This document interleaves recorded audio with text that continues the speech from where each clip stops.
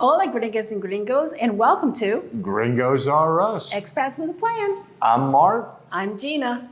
And this week, we're going to take you north of the city of Veracruz. Coming up next.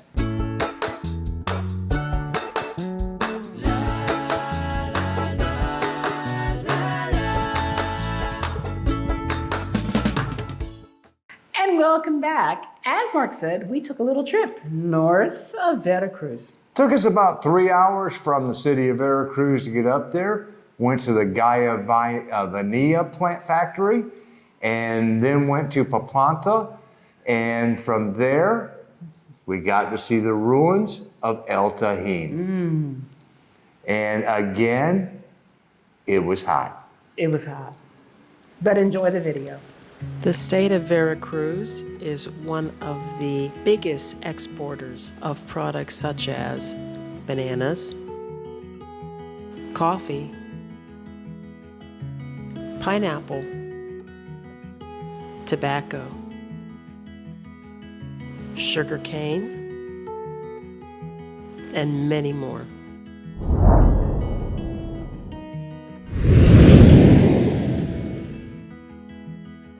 But did you know that this is the land where vanilla came from? Welcome to the Gaia Vanilla Plantation.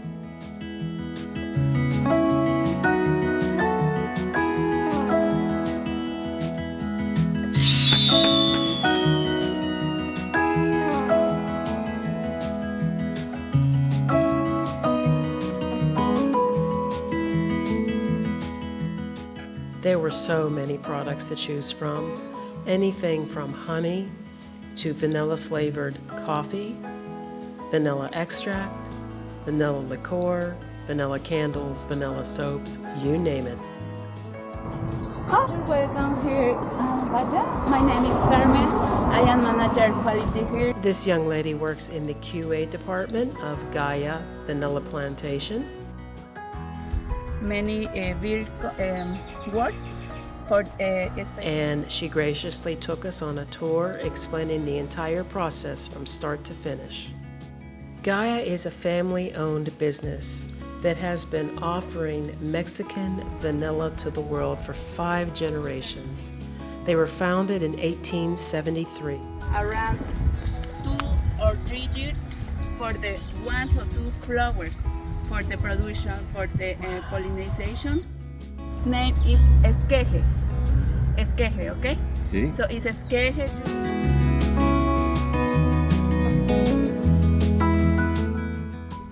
¿Cómo se podría decir germinado? Germinado. Germinate? See, when the first Italians arrived in Gutierrez, Zamora, Veracruz, they dedicated themselves to the cultivation of vanilla and founded the first vanilla company. Domingo Gaia was the head of the family at the time. He developed and designed the oven system to help with the vanilla dehydration process, making it more efficient. This system that was developed by the Gaia family is considered the first of its kind in Latin America. Vanilla is the only edible fruit of the orchid. The Toltecs are credited as the first cultivators, although it is speculated that the Olmecs, who also lived in the region, grew wild vanilla thousands of years earlier. When the Spanish arrived in Mexico, they attempted to propagate the vanilla orchid throughout other parts of the world, but they were never able to produce the vanilla bean. Vanilla vines grow naturally in the jungles of Veracruz. The flower had a symbiotic relationship with a very tiny little bee native to only Mexico. It was eventually discovered that it is possible to manually pollinate the flowers.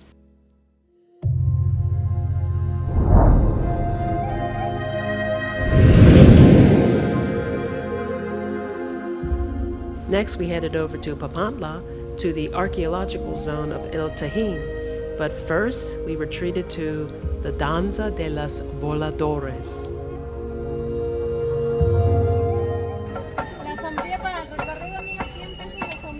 The Danza de los Voladores, or Dance of the Flyers, is an ancient Mesoamerican ceremony. 5 men climb a 30-meter pole. 1 man dances, plays a drum and a flute in the center of the pole, while 4 men descend upside down from the top to the bottom. The ritual is strongly associated with solar ceremonies such as spring equinox, and it is closely tied with rain and solar deities. The costumes that are worn by the Valedores are made by themselves and can cost anywhere between 5,000 and 8,000 pesos each. In this case, probably in 2 hours, really the temperature is approximately 45 degrees Celsius. Right now it's 38 degrees Celsius, but the 105. Yeah. yes, 105. Whoa.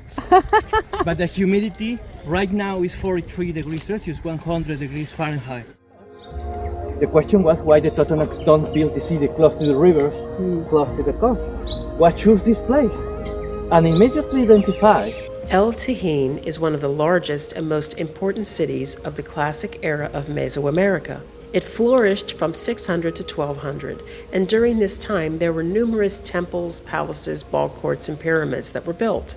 The city fell around 1230, and it seems no Europeans knew of its existence until there was an inspector that happened upon the Pyramid of Niches. and imagine only 50% in the building to discover, and then another building is working in the corner.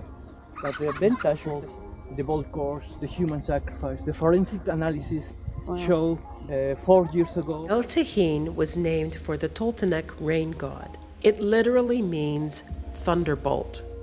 In 1992, it was named a World Heritage Site due to its cultural importance and architecture. And why the other people try to interchange the goods here? Why? The vanilla. You saw, the only place in the world to exist the vanilla was here. And the vanilla was very important because the chocolate, the coconut and the water. So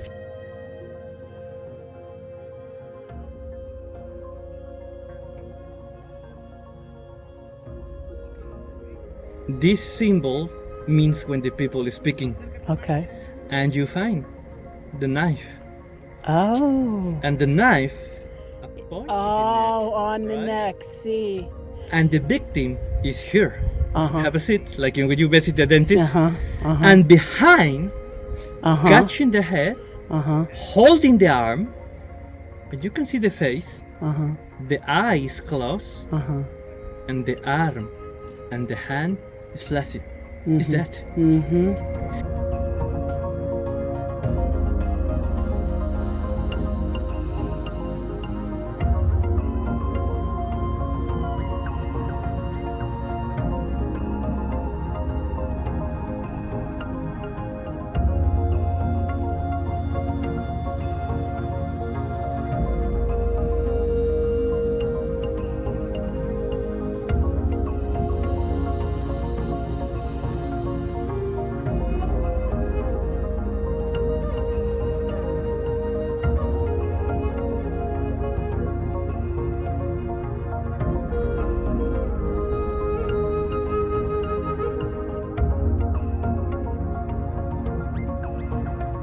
The thunder god, this case in the June 24th.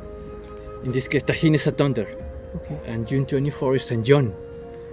And according to the Bible, St. John is the voice of thunder. The blue color is over there.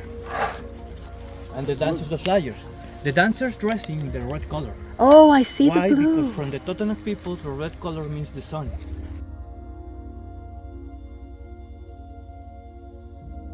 The architecture includes the use of decorative niches and cement in forms unknown in the rest of Mesoamerica. That's where the rich people live. In this case, when the space finishes, cut the jungle and the conditions not so good. In this case,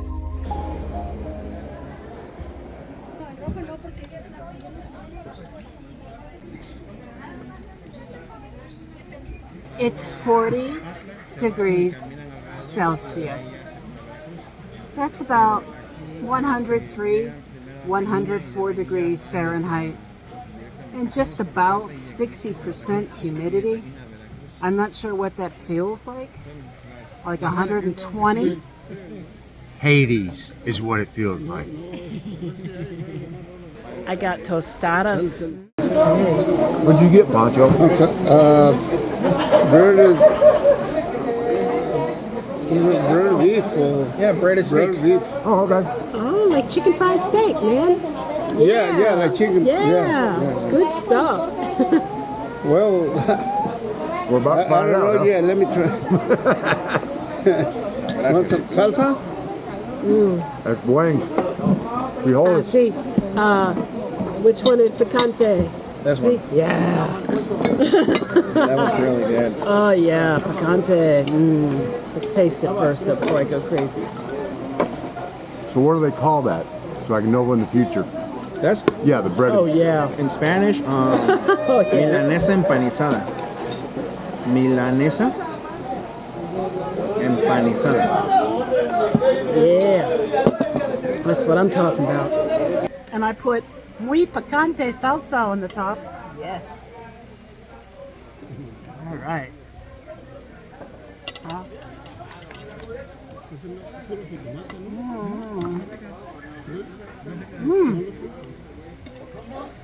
Okay.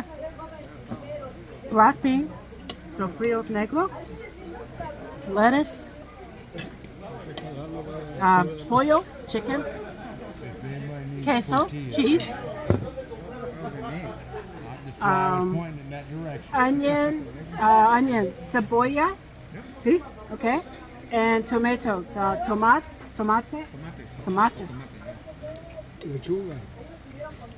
Lechuga. That is, lettuce is lechuga.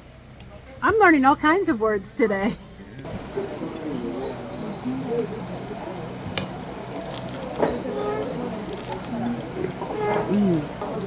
This cheese is good. Enough to get you full. Queso good.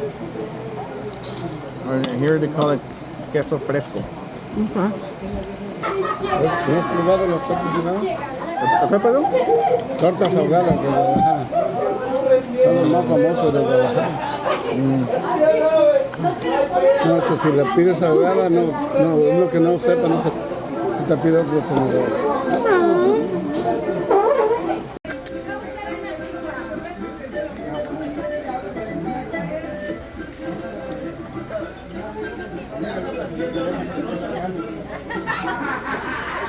Está vivo la red.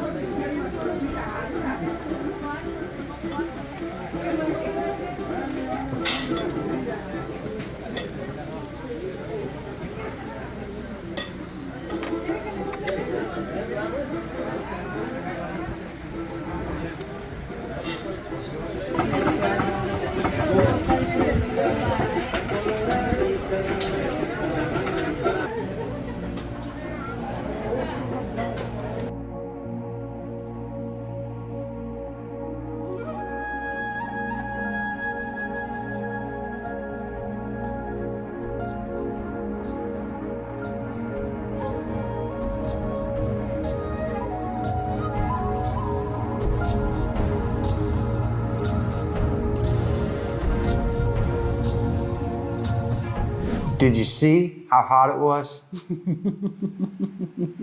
You couldn't find a tree on El Tajín that did not have people standing underneath it.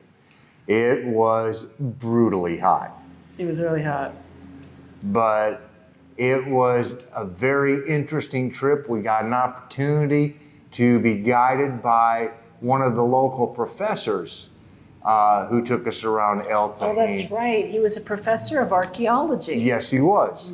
And it was well worth getting an opportunity to listen to what a trading center El Tajín was between what was coming up from the coast and then what was coming down from the highlands.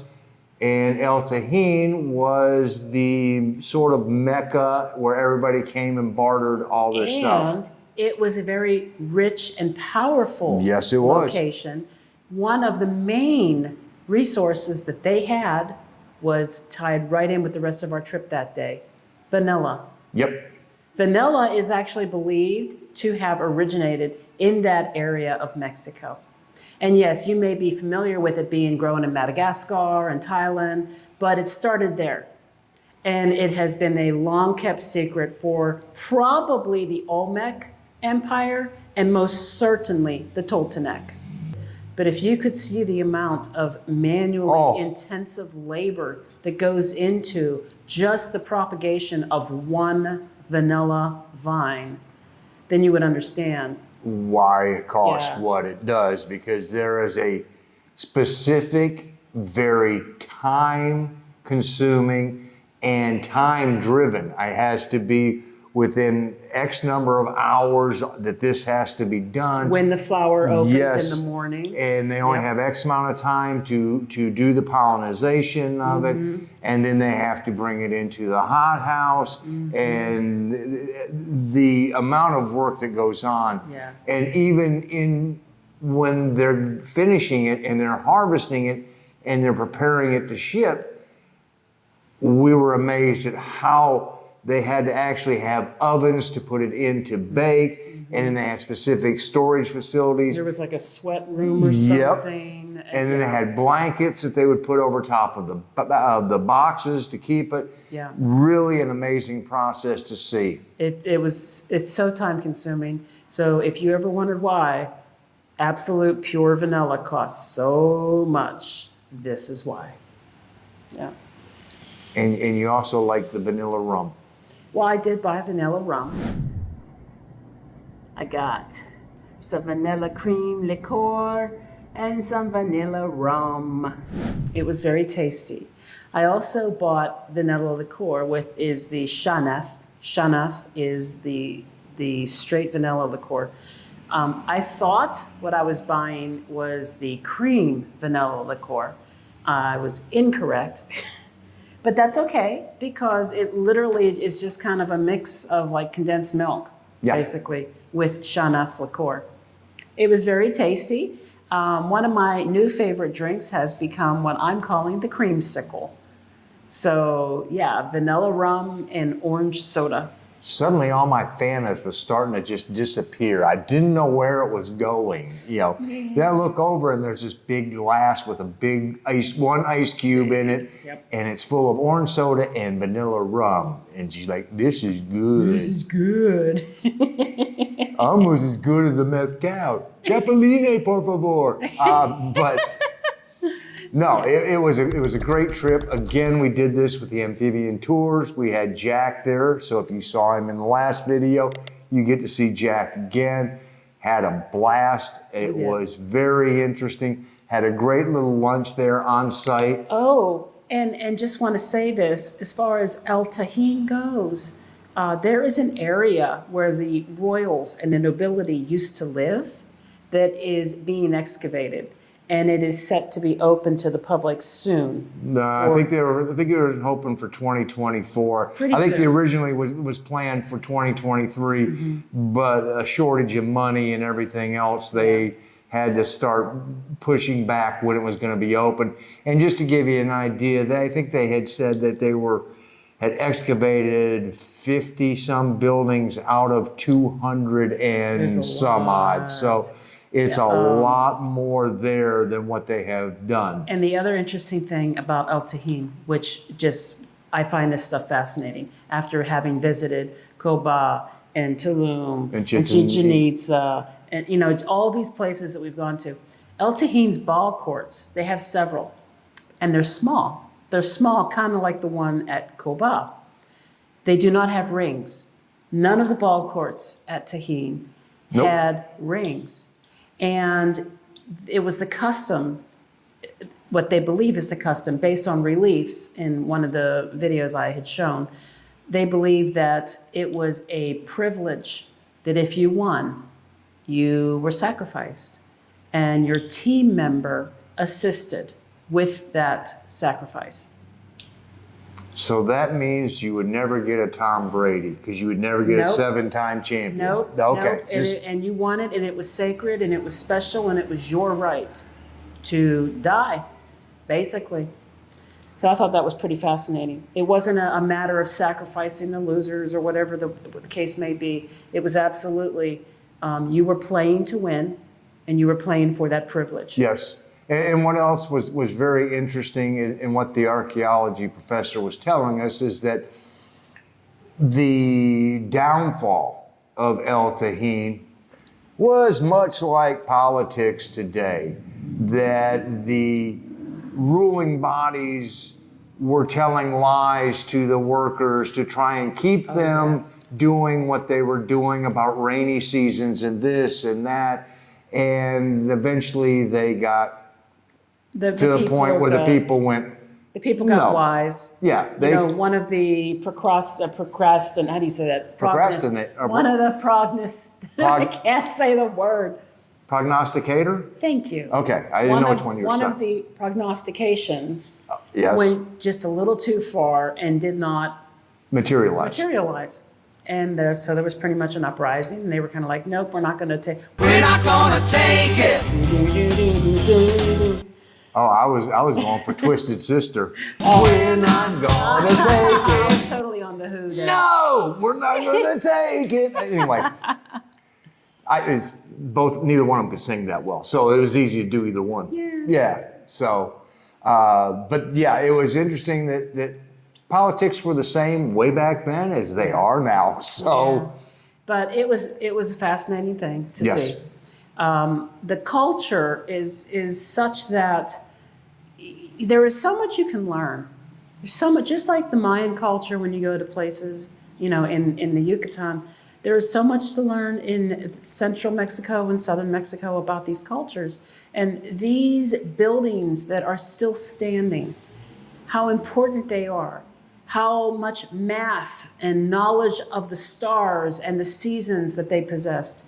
You don't want to, honestly, if you're going to be in that area, you really need to stop and see this. And then to see the ruins of a city that's been there for a couple thousand years. It's just impressive. and what's really interesting is when you start to look at all of this, both the Mayans and then in El Tajín, Chichen Itza and El Tajín.